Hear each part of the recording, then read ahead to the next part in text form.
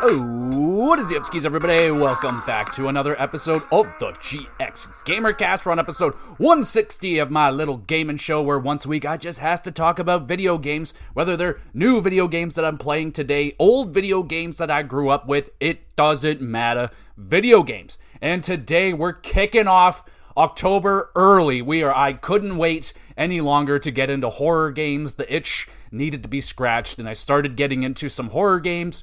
Already finished one off. If you haven't read the title, it's Alan Wake 2. Finished off Alan Wake just the other night, and we will be discussing that starting off the spooky season, I guess. I'm not going to do it the same way that I did last year, more than likely, where it's just all scary stuff in a row, because that pretty much depleted all of my Halloween horror-themed episodes that I could do, because I only have played so many horror games, and there's only so many horrifying moments I can go through and horrifying enemies, so that's pretty much already done. But I have a few horror games on my docket that I'd like to get completed by the end of this October, and hopefully I'll get to those ones.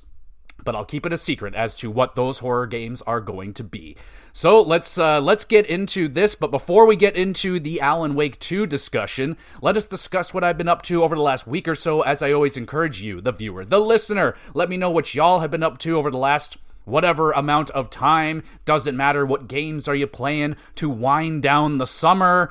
What are the best movies that you saw this summer? I am really struggling to find movies right now to watch that I'm really compelled to actually sit down and witness. I have a bunch of movies on my list that just aren't speaking to me, so some movie recommendations would be greatly appreciated. Doesn't matter what year, old, new, doesn't matter. There's lots of classic movies I haven't seen that I should probably watch, so yeah, also that. Alright, so what have I been up to over the last week or so? Well, you guessed it, Survivor. Of course, we got some Survivor, finished off Season 8, the All-Stars, and what a romantic season that was. My goodness. So two well-known players in the Survivor lore. The history is Boston Rob and Amber, and for me, I didn't know who they were until I watched the newer Survivors, and they appear on that. They're husband and wife, and I was like, oh snap. And then I learned that, they met on Survivor, they fell in love playing Survivor together, and I got to witness that season. It was Season 8. They start out pretty good, they're flirting with each other, then bam, it gets pretty serious pretty quickly. Next thing you know, they're attached at the hip, and then Rob is giving her a car. He's handing over, they're going to the finals together. The final two was Amber and Rob. Very sweet season.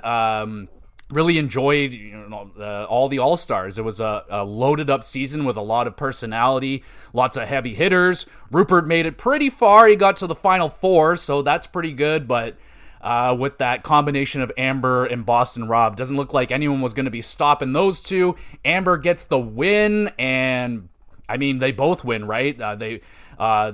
During the season finale, Rob proposes to Amber during the finale. It's just absolutely putting a cherry on top of a fantastic season. Hit that with an 8.5 out of 10, and now we're sliding into Season 9, of course, but almost, because, again, for some reason, Paramount's weird. Originally, they had, Season 36 onward. Then they just recently added in from Season 5 onward, and now they have them all.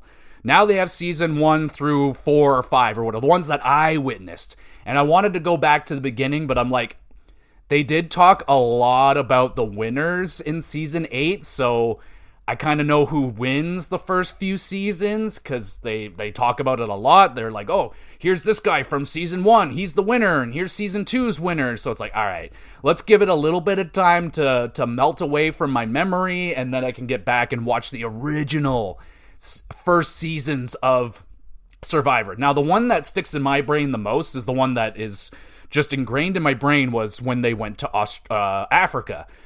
Survivor Africa is the one that is I don't know if it's the first one that I watched. It's not the first season. It might be the first one that I personally watched, but I just remember that one specifically because they were in this walled-in thorn bush thing, because there's lions on the outside just watching them, and who's to say that lion's not going to jump over and take one of them in the middle of the night? Holy shit.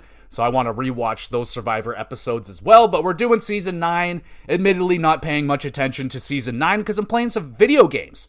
And that's all I've been watching. So let's talk about those video games. So while I'm watching a little bit of Survivor, watching a little bit of wrestling, I will be going to a live show this weekend. I will be going to AEW's All Out in Toronto. Very excited to partake in that. I'm itching for a live event, and it's here, baby. So I'm very excited to go to that. I stopped in at a flea market the other day and saw an alarming price on a video game that I actually own.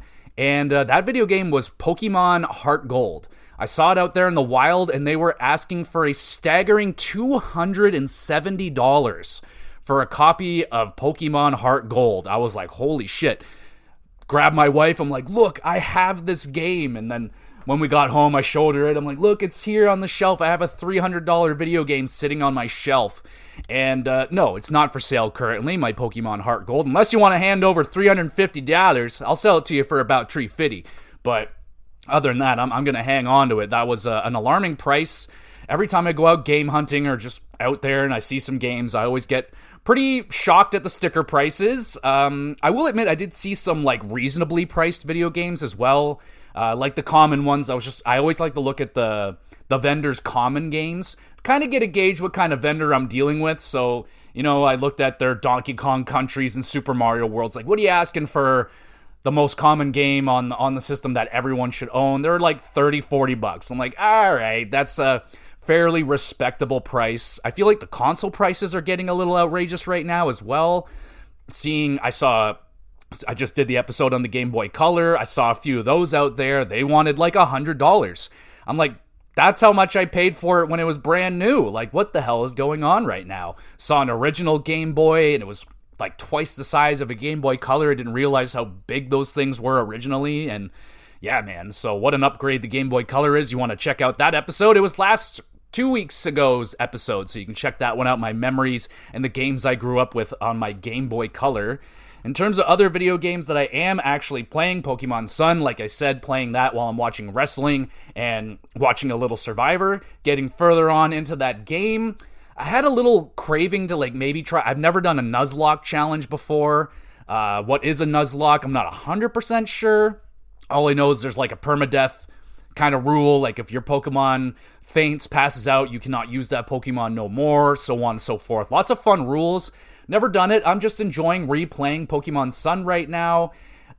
There's one thing that I really fucking hate about this game though, and it's the Pokemon keep calling for help, and it's really, really annoying.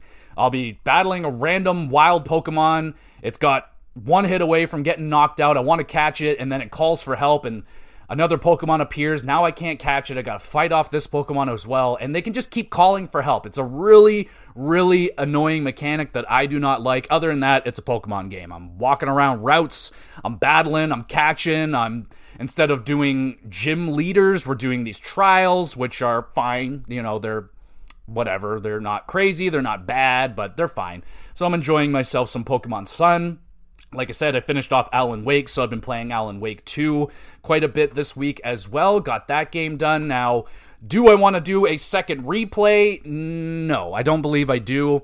I was talking with the homie Josh, and he's a big fan of this game. He played through it multiple times, and I believe got the platinum on it, if I'm not mistaken, but really enjoyed the game. We've been talking about it throughout the couple weeks here that I've been playing it, and initially, I was like, yeah, I'll do a second playthrough, but we'll get into more details as to why I decided not to do the second playthrough of Alan Wake. We'll get into more details on that in just a moment. But first, let me talk about the other game that I'm playing, Planet Zoo. Still playing Planet Zoo. I am having a hell of a time on this most recent zoo that I am doing right now, and actually, this one starts you off from scratch. There's here's a big old plot of land with nothing on it. Go.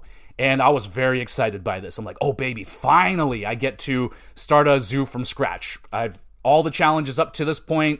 There's already a pre-made zoo, and you kind of have to clean it up, fix it up, do this and that. And man, am I having a tough time. I've had to restart the zoo 3 times now because I placed the animals too far one time. I placed my zoo facilities too close to the people, so they were getting tired of seeing the facilities, so that pissed them off. Animals were dying, just bad placement in general of paths and stuff like that. So I've had to restart this game, this zoo, numerous times to figure out, okay, what's a good pathway to get these people through and see the animals and encourage them to go further in the zoo. So I'm learning a lot there, having a lot of fun. I finally got the 2 stars on this one. Now, the 3rd star one is insane. Holy crap. They want, 13 different habitated animals. They want numerous exhibition animals. They want this plant diversity. They want all of my power sources to be changed over to solar. They want all the animals to be super happy. I was like, man, what don't you want? And my problem is I can barely stay in the green. I am constantly in and out of debt. I am struggling to keep my head above water here, and I feel like I've done very well with the zoo. I've crafted it very nicely, nice and tight and neat and everything like that. So I'm having a blast still playing Planet Zoo. It is my turn off the brain, pop a podcast in, and I can sit there and play Planet Zoo for hours and hours and hours and just play this game. I love it. But then the homie Kyle surprised me, and he purchased the latest NHL video game, NHL 26. I didn't even know this game was out, I knew it was coming out eventually because they release one every year, but 0% on my radar. I had no hype for this game whatsoever, haven't heard a single thing about it, and then the homie Kyle's like, yo, I got it, you can download it, so I did, and I started playing it last night, and it's NHL again. God darn it. It's still the same freaking game that I've been playing for the last decade. I started up the Be a Pro mode because they're like, oh, it's all revamped and everything. No, it's not. No, it isn't. It's the same freaking thing that it's always been, except now you get some fancier press conference stuff, and it doesn't really do a whole lot. You pick your answers based on, do you want your teammates to like you, your management to like you? Are you going to build up your brand? Are you going to try and say things that will increase your attributes? So on and so forth. It's already shown off pretty much all the new stuff. I got drafted the Toronto Maple Leafs because I forced them to. I think that's kind of a new mechanic. I was getting interviewed for the draft. They're like, oh, is there a particular team you want to go to? I was like, hell yeah, I want to go to the Leafs. And my draft stock plummeted. I fell all the way to 25th. Went to the Toronto Maple Leafs. Not even mad about it because the homie Kyle, he got drafted by the Philadelphia Flyers. I'm like, well, at least I got drafted to a team I want to be on. So that feels good. Other than that, gameplay, haven't noticed a single difference so far playing the game. Feels exactly the same. I went through the list, when I turn on the game, they're like, here's all the new features. Cool. Not a single one of them has made an impact on the game. Still feels the same, plays the same. I still score goals the exact same way. I still play the game the exact same way. The hitting is somehow even worse. I still can't figure out hitting in this game. They've changed it from, thankfully, you don't have to just use the skill stick anymore to hit, because that's just been atrocious, always has been. They finally added back in, you can hit a button to do a hit, but there's 2 different kinds of hits. You got hip checks and some other fucking type of hit, and it just doesn't work. I line guys up, and they just go right through me. So I just gave up on hitting, so I'm like, it's just an automatic odd man rush, so what's the point of wasting my time trying to hit, because it just doesn't fucking work. It's been so long since I've had fun hitting in NHL video games, and they take all the fun out of it. You can't do anything after the whistles. I try to smash a dude after the whistle. You can't do it like you could in the old NHL games. It just makes me hungry for the older NHL games when they're actually fun, and the modes were fun, and it was more about fun. These ones are more about making it as realistic as possible, which is taking away from the fun. I just want the stupid game to be fun, and I think the NHL games are way too close to the sim style. I want it to play more fun. It doesn't feel very good. I will say that for the first time in a long time, my players are actually able to get by defenders with their speed, which is something that just hasn't been. That's been an issue in NHL for a long time. You can have 99 overall speed, and you can have a guy with 0 speed, and he's still right there with you. It does not matter. So I find a lot of the changes that they've done have been minute and not noticeable at all. Franchise mode, I got into that last night. It is the exact same thing, except now they have no movement clauses, which are extremely fucking annoying. So again, you add another thing to the game that's more realistic, but you take away from the fun of the game again. So a lot of these new features, I end up turning them off because it just takes away from the fun of the gameplay. And honestly, a little bit, just especially with GM mode, I got in there and within 20 minutes, I'm like, it's the exact same thing. Except I couldn't trade away one guy because his no move clause wouldn't allow it. I was like, all right, that's annoying. Other than that, it's the exact same experience. I am having fun, though. I will say that. I had fun last night playing the Be a Pro mode, going through the Calder Cup tournament. It does fast track you through that. You play like one little tournament, you play the Calder tournament, and then boom, you're getting drafted and you're in the NHL. So I'm in the NHL already. Took about an hour and a half or so, and boom, I'm in the NHL. So feeling good on that. That felt good. You know, it's just, I can see it's going to get boring very quickly because it's still the exact same thing. So if you're planning on buying the new NHL, wait for a sale or go halfsies in with a buddy of yours or something like that, because it's still the same freaking game. And outside of that, that's all I've been playing. I didn't get back to XCOM 2. I'm very sad to say so. I didn't go back to it this week. So still not playing XCOM. I think it's probably done. I just haven't gone back to it, sadly. But let's go into the weird world of Alan Wake, specifically Alan Wake 2. Let's talk about this game.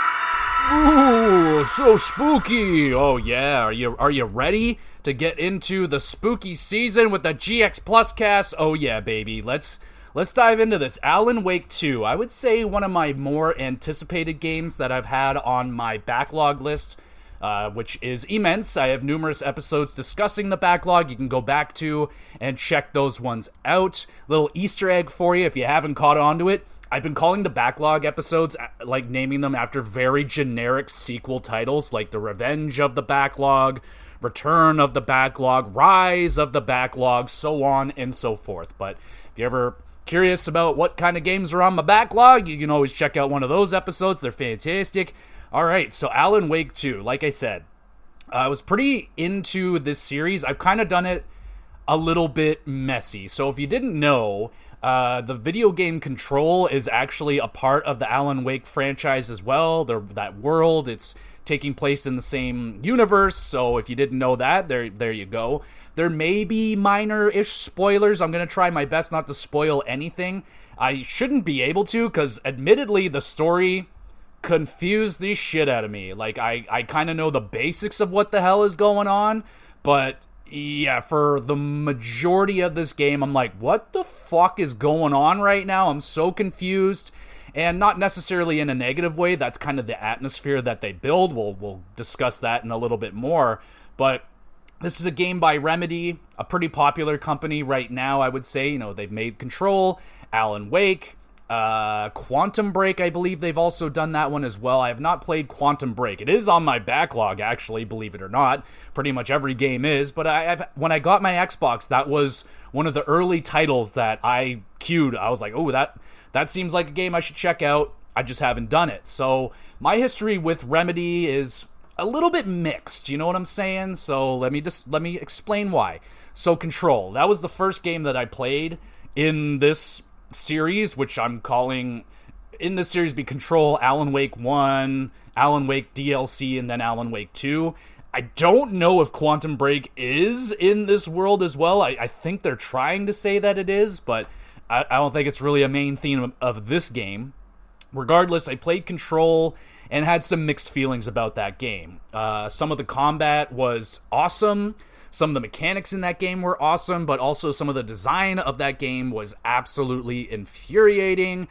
I recall the final section of that game being just destructive to my heart. I feel like I might have lost a year or two of my life getting through that frustrating final sequence of that game, but there's a lot of things that I liked about it, so much so that I am rather I am, what's the word? Excited?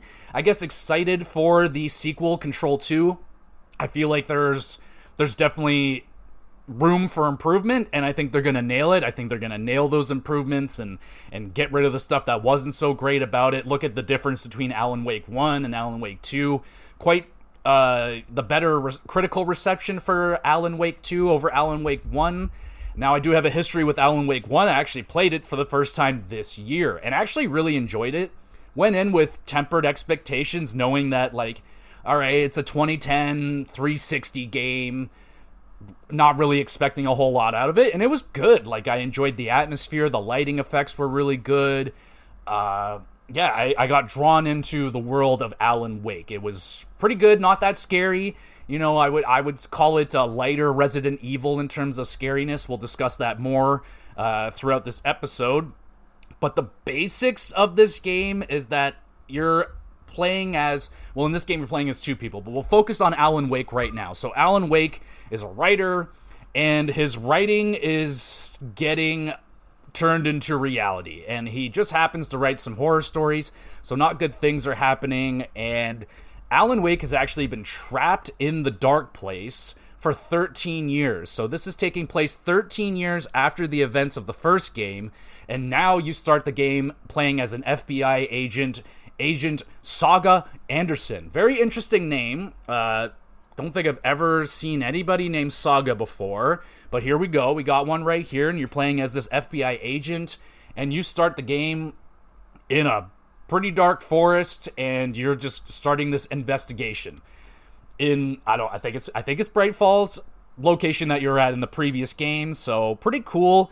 And like I said, Alan Wake's trying to escape the dark place, and the only way that he knows how to do so is to write another story.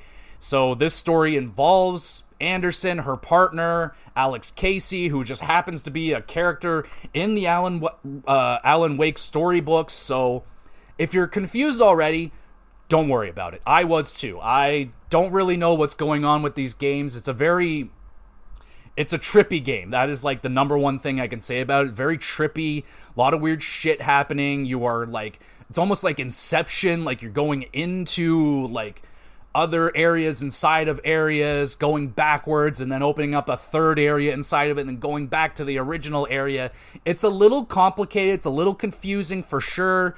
And that's why I didn't personally connect with the game the way that I feel like the homie Johnson or Josh did, because he's really good with stories. Like, I've been talking to him about story beats throughout the game, and he's like, did you notice this? I go, no. Did you notice this? I go, no, because I'm a gameplay first guy. I'm more focused on my mission, my objective, whether it's to go down this pathway, open this door, fucking find this, do that.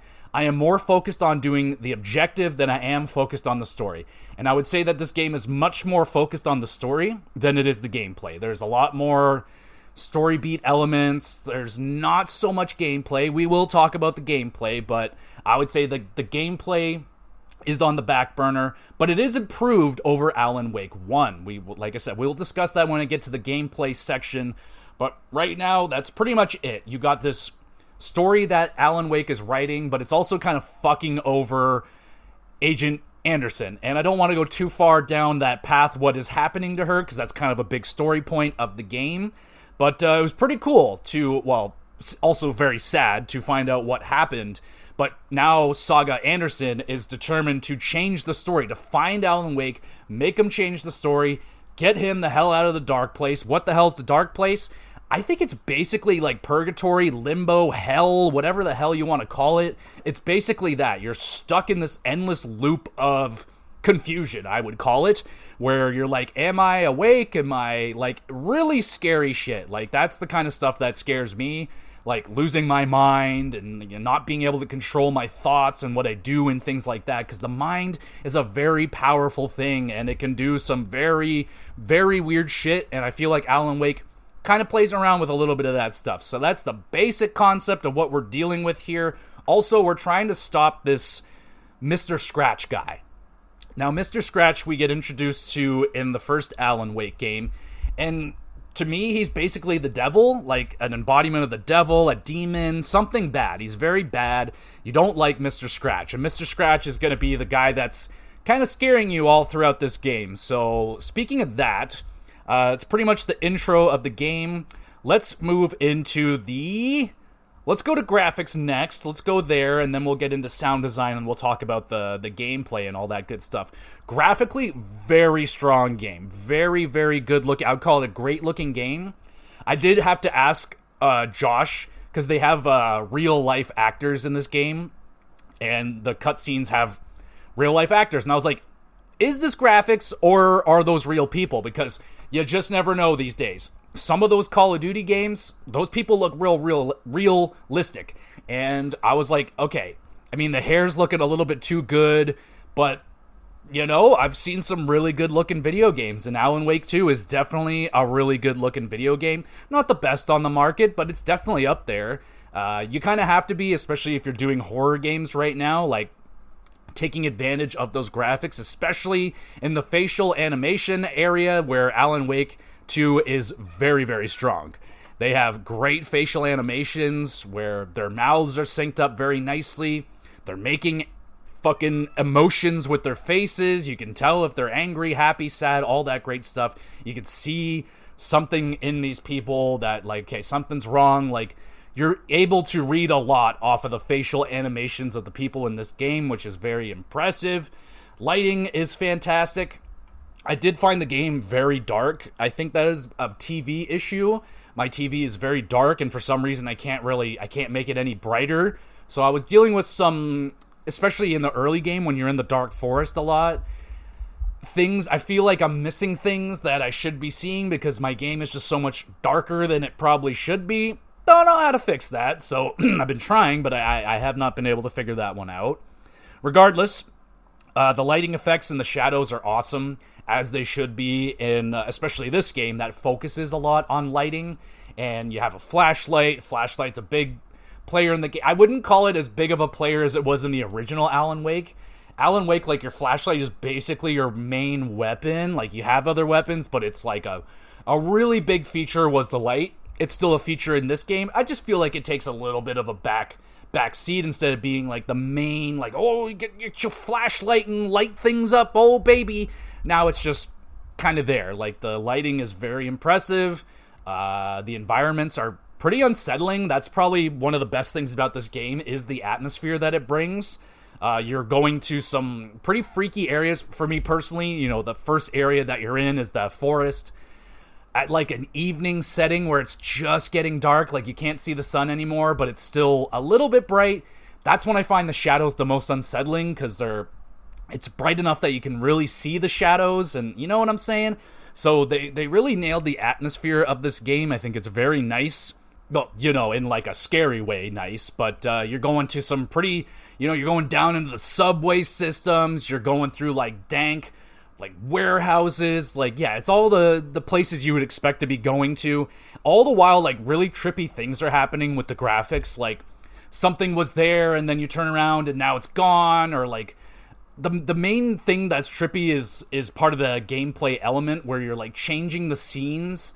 So you'll be at a scene, it's like, all right, here's the scene, and you can sit there and be like, all right, change this scene to this scene, and it rewrites this scene, and then the area changes. So that's more part of the gameplay, but that the areas that you're in, the environments that you're in are changing sometimes, which can lead to some confusion for sure, but anyway, it's pretty good. Now let me talk about, so like I said, the character animations and everything, very, very strong. I like the characters of the game, the Alan Wakes and all that. I have an issue with the enemy variety. Not a lot of enemy variety in terms of enemies. They're pretty much all just shadows. That's it. There's no, like, shadow dogs. There's no fucking aliens. Like, all it really is shadow entities, and you can shine your light on them, and then they just kind of become people, like ghostly people. Overall, not that scary. Like, I did not really find myself all that scared of the shadows. Half of the shadows don't even do anything. Like, some shadows will attack you. Other shadows will just stand there and go, wake, wake, Alan Wake. And then you can just walk by a lot of them. So I didn't find the enemies all that scary. I wasn't worried about any of them. There wasn't an enemy that I was dreading to deal with. Like other games, like Resident Evil, there's numerous enemy types in those games that I'm like, ooh, I just don't want to deal with that. Oh, jeez. But in Alan Wake, it's just shadows and people and ghostly figures. That's pretty much it. So a little bit disappointed with that. I was really hoping for some really spectacular, horrifying creatures in this game, and none of that really. Just shadow creatures. So in terms of graphics and stuff like that, that's kind of my one drawing point. That's a negative. Just not a lot of variety in those enemies. But in terms of performance, the game was great. There were some moments that were pretty graphically intense where you're getting chased and things are exploding and going crazy all around you. There were some pretty intense graphical moments there. I had no problems with that. Playing it on my PlayStation 5 ran good, nice and smooth. Frame rate was good. I played it in performance mode, which I always do to get those 60 frames per second, looking good. Like I said, it was a little dark, but I don't think that's the game's fault. I think that's my fault with my TV that I'm playing on that just doesn't want to get any brighter for some reason. So there is that. Overall, performance-wise, was great. Graphically, very impressive video game. Just could have used some more enemy variety types. All right, let's go to the sound design, another very strong aspect of this game. Really enjoyed the music of this game. I got to shout out, what is it, the Old Gods of Asgard or something, I think is the band that is in this game. Phenomenal music. It's like old school Judas Priest, like it's just mixed with like current, what is it, Steel Panther, like yeah, it's just like metal, man. And the guitar solos, holy crap, the just fantastic. And obviously there's not just metal music in this game. They have these like kind of slow, almost Bond movie like themes that are going on at the end of the chapters. This nice fucking music will play and you're feeling all calm and shit. And then of course it's got the tense music when shit is going down, when an enemy is around, you're getting chased, you're in a new scary area, you know that tense music is kicking in, just tightening me up as a gamer and making me feel uncomfortable. They definitely have those sound effects down. My big stink on this game is the jump scares that happen all throughout this game. Very, very cheap, I would call them. So it's basically at any point you'll be walking and it'll just go beep, like a pop-up thing will appear on your screen, a flash, and it's very loud. It's a gotcha scare. Like there's not much you can do about it. Like they happen at seemingly random. I will open a door and it'll happen. Now they're 50-50. Sometimes they would scare the shit out of me. Like there was one time I was playing and I was getting scared like every 15 minutes by these things, just bah, and you're just like, damn it, like they're not well designed jump scares because it's too easy to get a scare like that. You can just crank up the volume on a really loud, unpleasant sound. You're gonna scare the shit out of anyone that's wearing a headphone. So I didn't have a lot of jump scares that were really nicely designed, that maybe drew my attention down this hallway, and the next thing you know, it's something behind me. There wasn't a lot of creative, good jump scares in Alan Wake 2, which disappoints me. I was really expecting some amazing set pieces, some really dark and scary moments, and didn't really have those. I didn't have those big major jump scares. I didn't find this game very scary. I'm just flat out didn't find it very scary. I think Resident Evils are scarier than this. Dead Space much more scary than this. Much better jump scare designs and just better horror elements I find in those games that actually terrified me for reals. I don't think I had a real scare aside from one little old lady. One little old lady was just minding her own business. I got near her and she screamed at me or something, scared the hell out of me. But yeah, dude, I don't know how I know there's been quite a few complaints about these flashing jump scares because they have the option to like turn it down and make it not as intense, but I just wanted to play the game the way that they intended me to play it, so that's what I did. I didn't touch those settings, and yeah, like I said, half the time scared the hell out of me, half the time nothing. Absolutely nothing. Now, that just might be me evolving as a gamer. I've been playing a lot more horror games over the last few years, so maybe I'm getting a little bit a little bit accustomed to it. I'm not going to say I'm a veteran by any means. I still get the shit scared out of me by the silliest things.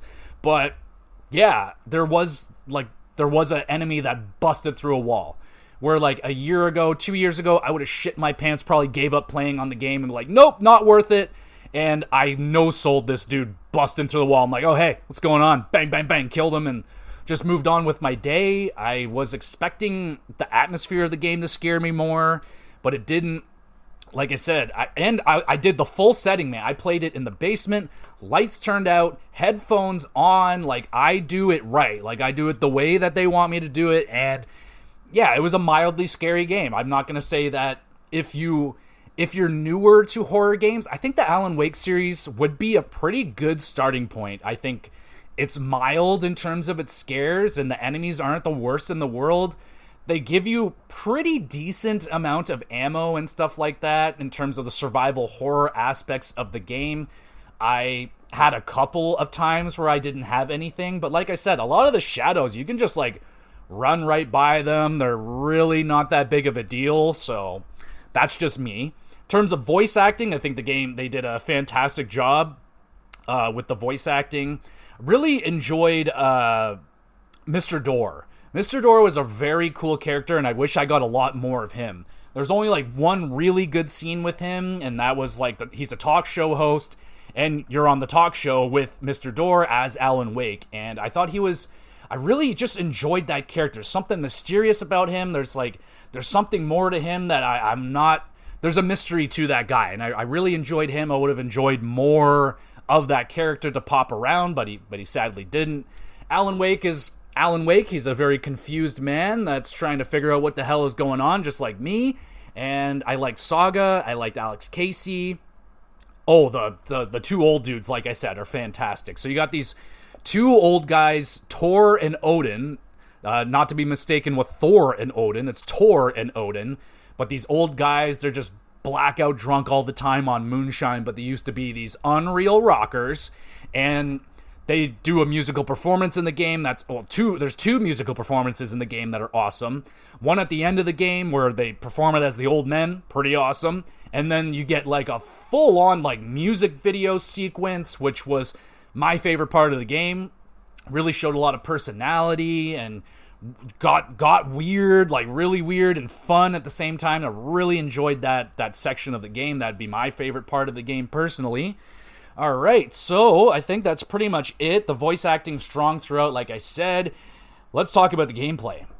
So the big difference, if you did play Alan Wake 1, the thing you'll notice right away is that it feels much different. It's still a third-person game, but I feel like Alan Wake was straight up kind of like a third-person game, where Alan Wake 2 is more third-person over the shoulder, like a Resident Evil. Feels much more like a Resident Evil game. Plays a little more like a Resident Evil game in terms of combat, where you're shooting, you don't have like the laser beam, but it feels very similar to a Resident Evil game, which I have played many of, so this is a big positive. It feels a lot better than Alan Wake 1, the shooting is good, controls with the fucking flashlight are fine. The only thing I didn't like was the dodge. You have this dodge, and it's just not very good. It's just like this kind of mediocre half dodge duck thing, and I don't know, I found myself getting hit regardless of me dodging or not. If I dodged, I would end up getting hit anyway, so wasn't a big fan of the dodge mechanic in this game. It just didn't do a whole lot for me. But you also got an inventory system that is very similar to Resident Evil. You're picking up ammo, and you can find different weapons along the way, and they take inventory space in your case or whatever the heck. So it's very similar to Resident Evil in that aspect as well. Now where the game gets different from Resident Evil is the like more FBI detective side of the game. So you're doing most of that with Saga, but you're also doing stuff like that with Alan Wake.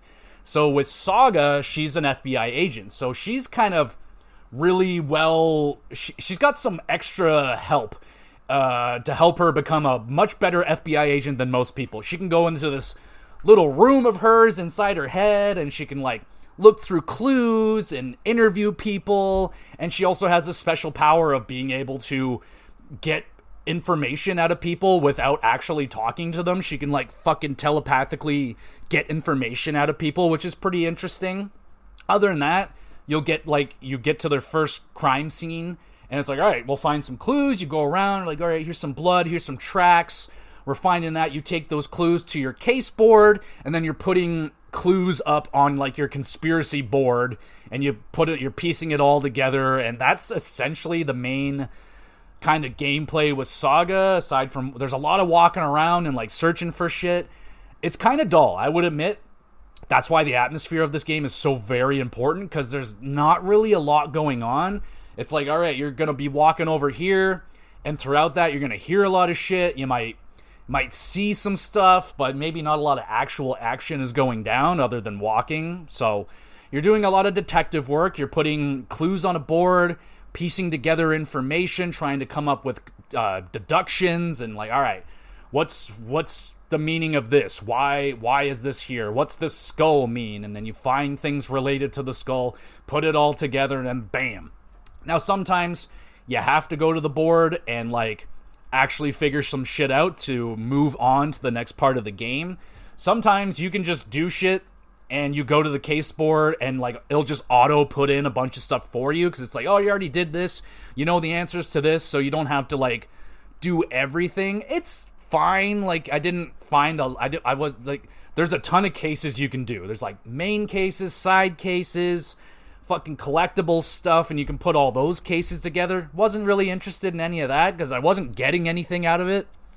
Like, you can solve a case and it's like, cool, all right, I figured out this aspect, like what's this guy's deal, or what's this thing's deal, or whatever the fuck. So you're doing a lot of that, putting together clues. And then with Alan Wake, it's, instead of clues, you're putting together like storyboard pieces, like, I need this plot element, or so on and so forth, so you're switching between plots. Now, the puzzles of this game can get pretty confusing. So this is where, like, the Inception thing comes around. So, like, you're in this area, and you come up to a scene, like, an investigation scene, you're like, all right, let's look around, we got some shit. You might come up with a different deduction for a new scene, and then you click on that scene, it types up a new area, and now, like, things are different. You're like, oh, I'm in a different time frame. I'm in a different section of this book. I'm in a different chapter, and it relates that to real life in the game. So it's pretty cool. It's really trippy. It can get confusing. So sometimes scenes will have like 3 or 4 different scenes to it, and you got to go through the scenes and find the differences or find something different. There's some really confusing shit. Like, there was one section, I think it's in the motel or the hotel or something like that, where you had to like go up to a light source, change the light source, and be in the right scene to make the specific part of the wall disappear so that I can go to the other side of it to enter the door and go up the stairs. I was never going to be able to figure that out on my own. I had to look that one up. I was like, how the fuck was I going to figure that one out? And that happened quite a lot with Alan Wake 2, where I'm just like, where am I going? What am I doing? The map can be a little bit confusing, so you'll find maps, pieces of map around the environments, and it'll give you a map. But the map sometimes could be a little convoluted. There could be a lot of shit on there. There could be different levels. It could be a little hard to read at times. You're like, what the fuck? So, and God help you if you don't find the map. Holy crap, I get lost. I'm looking at that map constantly. I'm always lost, never know where I'm going. Again, I think that plays into the aspect that the game was too dark for me. In like actual darkness, like I couldn't see shit as well as I probably should have been able to see shit. And like, you can find collectibles. They have these like manuscript pages you can go around and find. I found like 3 of them. They're very well hidden. And like, I look around, like I was looking at round corners and looking behind bushes and fucking this and that, and I only found a handful of those things. So if you found those things, good on you, because those things are tucked away.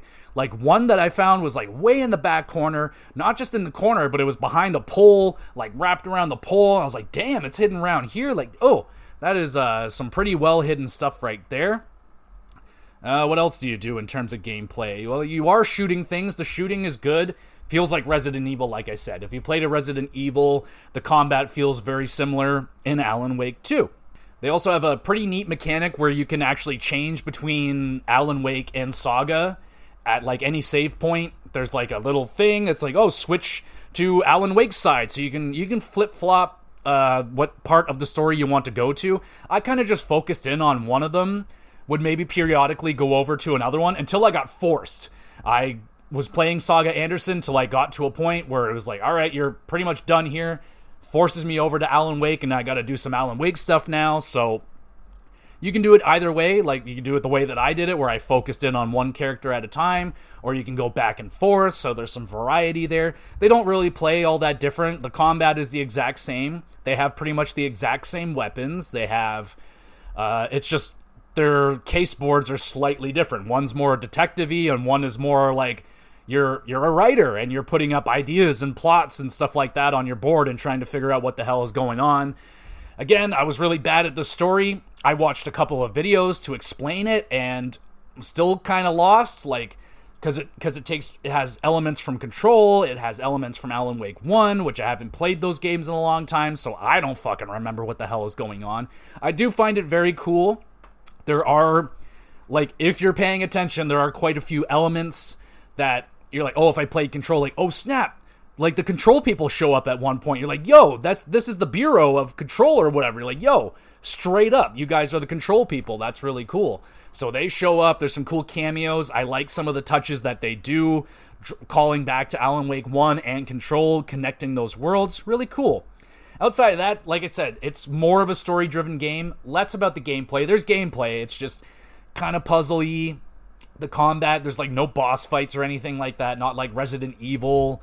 Yeah, man, it's all right. The combat and stuff like that, it's fine. I collected all the weapons. You get like a crossbow, sawed-off shotgun, double-barrel shotgun, pistol.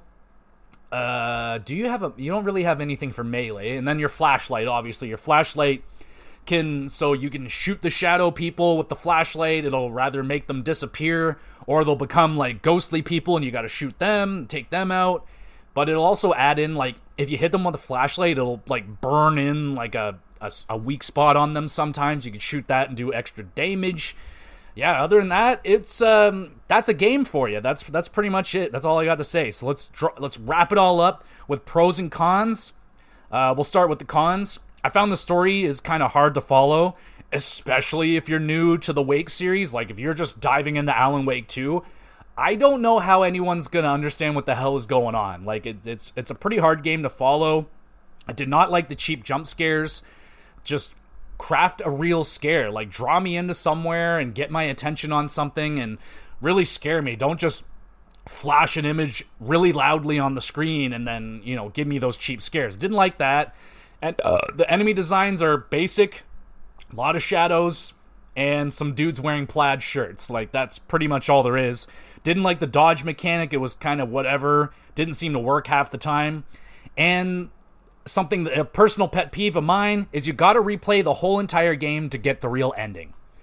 Didn't like the ending. The ending is very open-ended. Like, you're trying to figure out if someone's alive, and you like call them, and you don't get an answer on the phone, so you don't get that answer. Like, is what I just did all worth it, or what? So the game makes you play through it again, and it's not a very short game. It took me about 15 to 18 hours to get through the game, so I don't really feel obligated to go through the whole entire game again. I wasn't really enamored with the level design. Like, I was getting lost and turned around a lot. The characters were fine. I would like, I read ahead and like, look, there's not a lot of different story beats on the second playthrough aside from the ending, and the ending is fine. Like, I looked it up and I was like, oh, okay. Still don't really fucking understand anything, but I had a good time playing Alan Wake 2. So, hold on. We got more. Do we have more cons? No. Okay, so let's go to the pros. Graphics and atmosphere are fantastic. Facial animations are bumping, but it's the atmosphere that really drives this game home. Like, I just like these areas. The forest area, Bright Falls, like, what is it, Little Lake or whatever the hell, Cauldron Lake or whatever, this little cabiny town, lots of forested areas, creepy underground stuff. Like, oh, hell yeah. They definitely nailed the atmosphere for a horror game. Sound design also nailed that as well. Tense, soundtrack, but also some bangers in there. You know, that metal soundtrack was awesome. I enjoyed the characters, and the gameplay was improved over Alan Wake 1. I much prefer the combat in this game. Feels more like Resident Evil. Just some of those puzzles can get a little Inception-y confusing, where you're like in a layer, in a layer, in a layer, then you got a sub-layer, and it's like, whoa, man, that's kind of a lot. But overall, I still enjoyed the game a lot. 8 out of 10. I think it's a great game. Didn't love it as much as some other people, but I think that's just because the story beats didn't really hit with me. But if you're looking for a good story-driven horror game that's not too scary, Alan Wake 2 might be for you. It's a great game. And there we go, everybody. Another episode done. Thank you so much for listening. In terms of what else I got going on with the podcast right now, I have an episode made. I want to do an episode on platinum trophies. Want to do an episode on that. So maybe next week we'll take a look at some trophies and I can brag about the few that I have and so on and so forth, and just kind of discuss trophies as a whole, as a conversation piece. So we can do that next week. And, of course, you're awesome. You're awesome for listening to this podcast. You want to be even more awesome than you already are, make sure you're reviewing and sharing the podcast around with a few of your friends, maybe an enemy or two. Why not? And I upload all these episodes to the YouTube channel, GamerGX Videos. You can go over there, subscribe, please and thank you. Drop a comment on Spotify. You want a question answered live on the podcast. Anything about wrestling, video games, hockey. Those are my specialties, but yeah, drop a comment on YouTube, Spotify, anything like that. Shout you out, answer your question, let me know what games you're playing, what movies I should watch, and all that great stuff. And there we go, everybody. Another episode done. We'll be back again with some GX Plus games.